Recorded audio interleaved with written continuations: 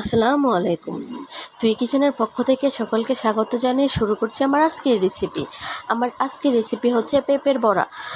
অসাধারণ এই বড়াটি বানানো অনেক সহজ। বড়াটি বানানোর পর অনেক ক্রিস্পি হয় এবং অনেক মজাদার হয়।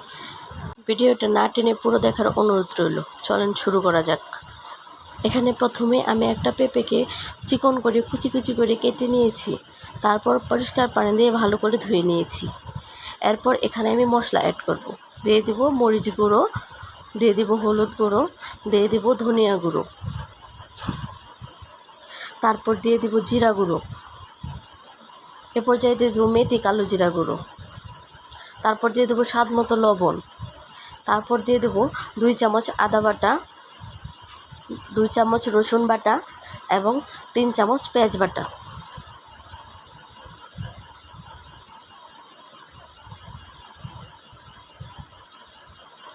আপনারা দেখতে পাচ্ছেন আমি সবগুলো মশলা পেঁপের মধ্যে দিয়ে দিচ্ছি। তারপর এখানে আমি নিব হাফ কাপ ময়দা এবং তার সাথে নিব 1 কাপ চালের গুঁড়া। এখানে ময়দা আর চালের গুঁড়া একসাথে নিলে বড়টা ক্রিস্পি হবে। তারপর দিয়ে দিব সামান্য পানি। তারপর সবগুলো উপকরণ একসাথে মেখে নিব। আমি একটু সময় নিয়ে আমি সবগুলো উপকরণ মেখে নিব। একটু ভালো করে লক্ষ্য করলেই বুঝতে পারবেন আমি কেমন করে করছি। আলতো হাতে একটু সময় নিয়ে মেখে নেব।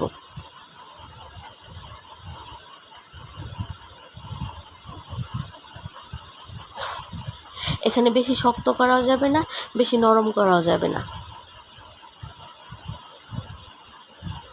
এই তো আমার মাখানো হয়ে গেছে। আমি চেক করে দেখছি বড়া শেপ আসে কিনা। তারপর একটা হাঁড়িতে তেল গরম করে নেব। তারপর দিয়ে দিব বড়া। এখানে আমি ছোট ছোট করে বড়া শেপ দিয়ে দিচ্ছি। আমি একটা একটা করে অনেকগুলো একসাথে দিয়ে দিব। অবশ্যই লো হিটে পুরোটা কাজ করতে হবে। এখানে আমি সবগুলো বড়া দিয়ে দিয়েছি। একটু সময় নিয়ে লাল লাল করে ভেজে নেব। একটু উল্টে পাল্টে নেব।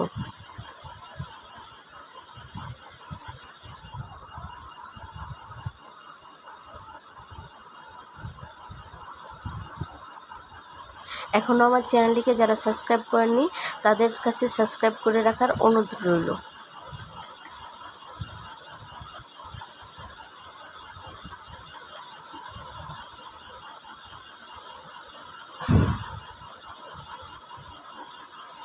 এ পর্যায়ে আমার এক পাশ হয়ে এসেছে। আপনারা দেখতেই পাচ্ছেন আমি এরকমভাবে লাল লাল করে এক পাশ ভেজে নিয়েছি। উল্টে দেব অপর পাশ হয়ে আসার জন্য।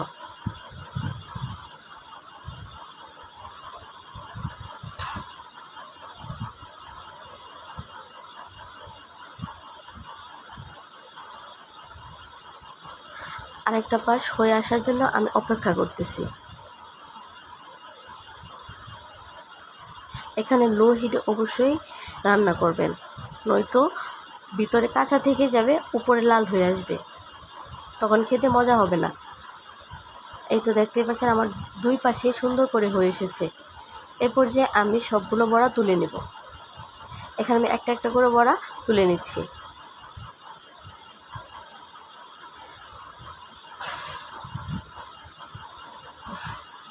তো দেখতেই পাচ্ছেন আমার বড়াগুলো হয়ে এসেছে। দেখতেই পাচ্ছেন আমার বড়াগুলো কত সুন্দর এবং লোভনীয় হয়ে এসেছে। আপনারা চাইলে এই বড়াগুলো বিকালে চায়ের নাস্তার সাথেও খেতে পারবেন অথবা গরম ভাতের সাথে পরিবেশন করতে পারবেন। অবশ্যই আপনারা একবার ট্রাই করবেন এবং কমেন্টে আমাকে জানাবেন কেমন হয়েছে। আমার ভিডিওটা ভালো লাগলে লাইক, কমেন্ট, শেয়ার করে পাশে থাকার অনুরোধ রইল।